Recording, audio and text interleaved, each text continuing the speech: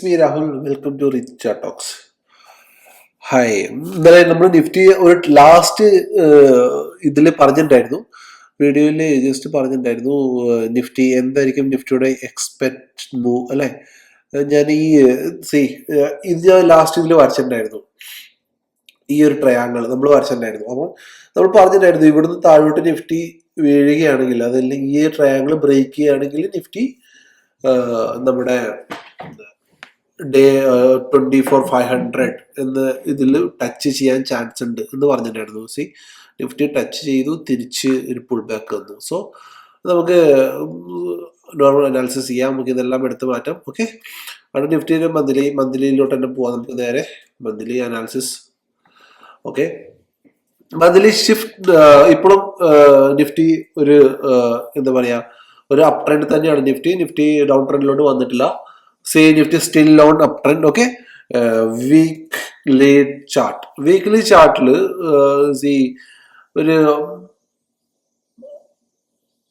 Piercing എന്ന് പറയാൻ കഴിയില്ല. സോ ബട്ട് വീക്ക്ലിയില് നിഫ്റ്റിനെ ഏകദേശം പകുതിയോളം കവേർഡ് ചെയ്തിട്ട് ഒരു റെഡ് ക്യാൻഡിൽ വന്നിട്ടുണ്ട്. സ്റ്റിൽ നാളെ ഒരു ദിവസം കൂടെ ബാക്കിയുണ്ട്. നാളെ കൂടെ കഴിഞ്ഞാൽ വീക്കിലി നമുക്ക് പറയാൻ കഴിയുള്ളൂ. സോ വീക്കിലിയിൽ മൂവ്മെന്റ് പറയാനായിട്ടില്ല.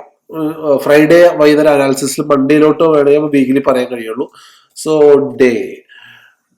ഡേയിലോട്ട് നോക്കുമ്പം ഹാമർ അല്ല, ആക്ച്വലി ഒരു പുൾ ബാക്ക്. അതായത് ഈ ഒരു സ്ട്രോങ് ആയിട്ട് നിഫ്റ്റി ഒരു ബോട്ടം എടുത്തെന്ന് പറയാം, അല്ലെങ്കിൽ നിഫ്റ്റി ഒരു ഇതാണ് ഈ ഒരു ഇതിന്റെ എന്താ പറയാ അപ് ട്രെൻഡിന്റെ ഹയർ ലോ. ഈ ഒരു ഹൈ കഴിഞ്ഞാൽ ഈ ഒരു ഹൈയുടെ ലോ ബ്രേക്ക് ചെയ്തിട്ടില്ല. ആക്ച്വലി ഇവിടെ വന്നിട്ട് നിഫ്റ്റി നേരെ ഒരു പുൾ ബാക്ക് എടുത്ത് തിരിച്ചു പോയി. സോ നമുക്ക് ഈ 500 ഈ ഒരു ഇതിൽ ഇത് നമുക്ക് വരച്ചു വെക്കാം. ഓക്കെ, ഇത് നമ്മുടെ സപ്പോർട്ട് സോണായിട്ട് തന്നെ വരച്ചു വെക്കാം. 1 അവറിലോട്ട് വരാം. നേരെ 1 അവറിലോട്ട് വരുമ്പോൾ നമുക്ക് നിഫ്റ്റിക്ക് ഇവിടെ ഒരു ട്രെൻഡ് ലൈൻ വരയ്ക്കാം. നമുക്ക് ഇങ്ങനെ ട്രെൻഡ് ലൈൻ വരയ്ക്കാം. നിഫ്റ്റി ഈ ഏരിയയിൽ നമുക്ക് എന്തെങ്കിലും ട്രേഡ് ഇല്ല. നിഫ്റ്റി ഈ ഏരിയയിൽ താഴോട്ട് വരികയാണെങ്കിൽ മാത്രം 24,500 തൊട്ട് താഴെ വരികയാണെങ്കിൽ ഇത് അടുത്ത സപ്പോർട്ടായിട്ട് 24,400 ആക്ട് ചെയ്യും. പിന്നെ തുടർന്ന് 24,300, 24,200 എന്ന ഒരു റേഞ്ച് ആയിരിക്കും താഴോട്ട് നിഫ്റ്റി മൂവ്മെന്റ് ചെയ്യുക. അതിന്റെ തൊട്ട് താഴെ 24,200 അല്ല 300 വരും. അതിന്റെ തൊട്ട് താഴെ ഇവിടെ ഈ ഒരു ഏരിയയിൽ ഈ തുടർന്നുള്ള ഒരു താഴോട്ടുള്ള ഇത് സപ്പോർട്ട് അതിനായിരിക്കും 24,400, 200, 300 ആ റേഞ്ചിൽ തന്നെയായിരിക്കും സപ്പോർട്ട് എടുത്ത് പോവാ. മുകളിലോട്ട് വരികയാണെങ്കിൽ നാളെ നിഫ്റ്റി ഇതിന്റെ മുകളിൽ ഇവിടുത്തെ ഒരു ഗ്യാപ്പ് അപ്പ് ഓപ്പൺ ചെയ്തിട്ട് ഇതിന്റെ മുകളിൽ നിഫ്റ്റി സപ്പോർട്ട് ചെയ്യുകയാണെങ്കിൽ ഫർദർ മൂവ്മെന്റ് നമുക്ക് ഫസ്റ്റ് സപ്പോർട്ട് റെസിസ്റ്റൻസ് ആയിട്ട് 24,800 ആക്ട് ചെയ്യും.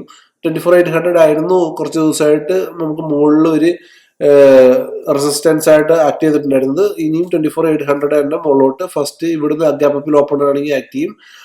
അത് കഴിഞ്ഞിട്ട് 24,900, 25,000. ഓക്കെ, ആ ഒരു റേഞ്ചിലായിരിക്കും നിഫ്റ്റി ഇതിന്റെ മുകളിലോട്ട് മൂവ്മെന്റ് ചെയ്യുക. ഓക്കെ, 24,900 പിന്നെ ഇതിന്റെ മുകളിൽ നമ്മുടെ